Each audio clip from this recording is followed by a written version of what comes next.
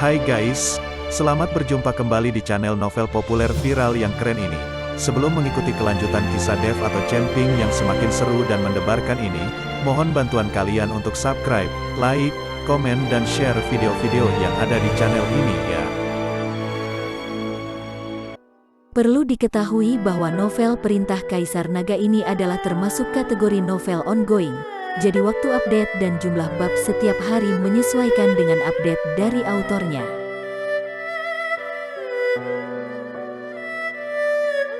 Perintah Kaisar Naga bab 3569, 3570, 3571. Kamu, Ye Liancheng memelototi Dev, berharap dia bisa memakan Dev dalam satu gigitan. Ayo, pukul aku, Dev memprovokasi Ye Liancheng. Di kolam suci ini, keduanya berimbang, dan Dev tidak takut sama sekali. Melihat penampilan Dev yang arogan dan mendominasi, Ye Liancheng merasa gatal karena kebencian. Fenger, berikan aku manik roh api itu. Kamu kembali ke daratan dulu. Saat aku sudah bunuh anak ini, kamu bisa membangun kembali garis keturunanmu. Ye Liancheng tahu bahwa jika dia tidak bisa mengerahkan kekuatan penuhnya, tidak akan ada cara untuk membunuh Dev. Jika dia ingin menggunakan kekuatan penuhnya, dia harus menggunakan kekuatan spiritual untuk menahan udara dingin dari kolam suci. Sekarang dia hanya dapat menggunakan manik roh api untuk membantu dirinya sendiri menahan udara dingin. Ye Feng mengangguk dan berenang menuju Ye Liancheng. Ketika Dev melihat ini, dia menebas Ye Feng dengan pedangnya. Dia tidak bisa membiarkan Ye Liancheng mendapatkan manik roh api. Jika Ye Liancheng mendapatkan manik roh api, semuanya akan berakhir. Cahaya pedang langsung menuju ke arah Ye Feng. Cahaya pedang itu sangat menakutkan Ye Feng sehingga dia dengan cepat berhenti dan terus mundur. Saat Ye Feng mundur, dia melemparkan manik roh api langsung ke arah Ye Liancheng. Setelah manik roh api dilepaskan, Ye Feng merasakan dingin yang kuat memasuki tubuhnya, dan dia sangat ketakutan hingga dia terus melayang ke atas. Ye Liancheng mengulurkan tangannya untuk meraihnya, dan kekuatan hisap menarik manik roh api ke arahnya dengan cepat. Ketika Dev melihat ini, dia juga mengambil manik roh api. Terlihat api menyala di bawah kaki Dev, dan dia langsung menggunakan langkah pengendalian api, dan kecepatannya langsung menjadi lebih cepat. Melihat Dev mencoba merebut manik roh api, Ye Liancheng melambaikan tangannya dan menembakkan 3 cahaya spiritual. Jika Dev tidak menghindar, dia pasti akan terkena auranya. Melihat bahwa dia akan mendapatkan manik roh api, Dev mengertakkan gigi dan membiarkan 3 cahaya spiritual itu menghantamnya tanpa mengelak. Saat tangan Dev meraih manik roh api, 3 cahaya spiritual juga mengenai Dev. Duar, air di kolam suci terus mengalir, dan Dev langsung terlempar, serahkan manik roh api itu.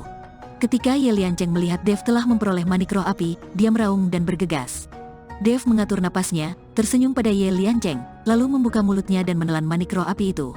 Melihat Dev memakan manik roh api, Ye Liancheng sangat marah. Tanpa manik roh api, putranya tidak akan bisa memasuki kolam suci untuk membangun kembali garis keturunannya. Pergilah ke neraka, Ye Liancheng meraung marah dan menamparkan telapak tangannya yang menakutkan.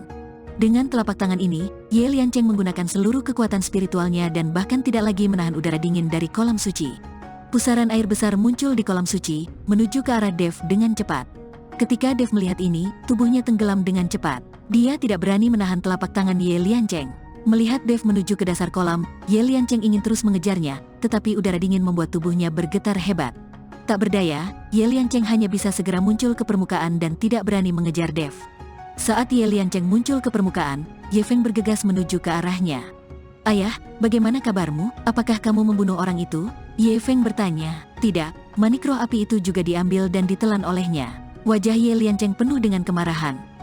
Ye Feng tertegun. Apa yang harus aku lakukan? Tanpa manik roh api, bagaimana aku bisa membentuk kembali garis keturunanku? Jangan khawatir, aku di sini untuk menjagamu. Aku tidak percaya dia tidak akan pernah keluar. Begitu dia menunjukkan kepalanya, aku akan membunuhnya dan mengeluarkan manik roh api dari perutnya. Ye Liancheng menghibur Ye Feng. Ye Feng mengangguk dan hanya bisa menunggu. Saat ini, suara perkelahian di keluarga Ye telah berhenti. Seng Bushi dan Seng Jiayu diselamatkan, dan anggota keluarga Seng juga dievakuasi. Hantu tua Gunung Iblis dan yang lainnya juga mundur. Awalnya mereka ingin mencari Dev, tapi Seng Bushi membujuk mereka untuk meninggalkan keluarga Ye. Namun, mereka tidak kembali ke keluarga Seng, tetapi mencari tempat di Yecheng untuk menunggu kabar tentang Dev. Jika tidak ada berita tentang Dev untuk waktu yang lama, mereka akan masuk ke keluarga Ye lagi. Sementara itu di kolam suci, Dev terus tenggelam ke bawah dengan manik roh api di tubuhnya. Dev akan baik-baik saja bahkan jika dia tidak menggunakan api aslinya. Namun segera, Dev merasakan dengungan di lautan kesadarannya, dan udara dingin di kolam suci menghilang. Namun yang terjadi adalah tekanan yang tiada habisnya. Dev merasakan tulangnya patah di sekujur tubuhnya, dan seluruh tubuhnya seperti tertekan. Dev buru-buru mengaktifkan tubuh emasnya yang tidak bisa dihancurkan dan mampu menahan tekanan dari kolam suci. Aneh sekali, kok kolam suci ini memiliki rintangan yang berbeda? Dev sangat bingung, namun, Dev terus menyelam ke bawah. Tetapi kolam suci itu sepertinya tidak terbatas dan tidak memiliki dasar sama sekali.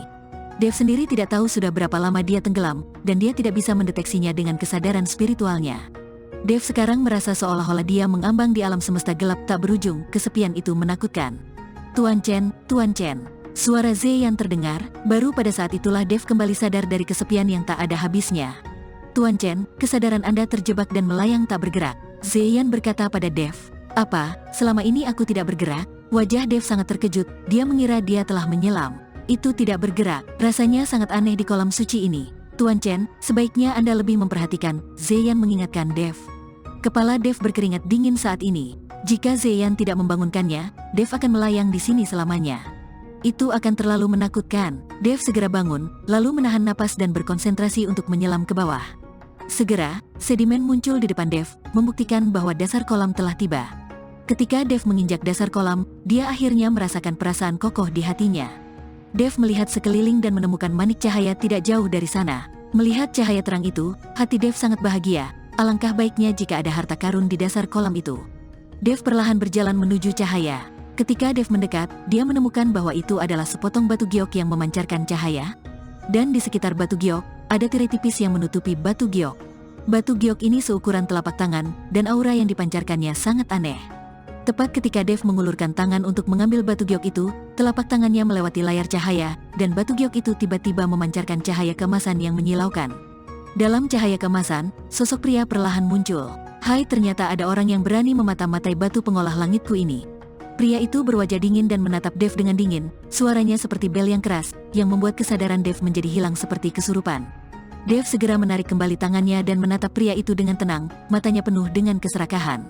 Batu pengolah langit, apakah ini batu abadi? Dev bertanya pada pria itu.